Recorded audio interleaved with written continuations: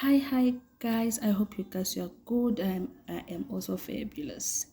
So guys, after watching this video, please don't forget to like and subscribe.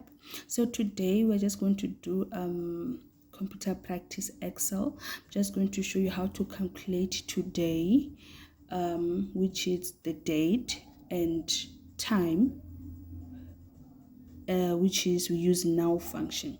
So let's start with the date, right? First thing first, before putting in your functions, you must put equals to, then you type in your function. Your function is today. You don't use date, you use today because you want today's date. Then it will give your function, you press it, then enter, it gives you the date. So let's go to time. Still here, you press equals to, then you type in now. You see, it gives you the function. So here, then enter. So here, it shows you today's date and time. Remember, let's say they wanted time. So which means after doing the now functions, you go here on custom, here, number format here.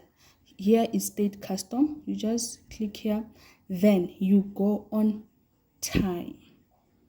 See, you go on time, you press time, then it gives you time. Let's do it again. Let me remove this one and okay. So here, let's say we need time equals to, then you type in now, enter,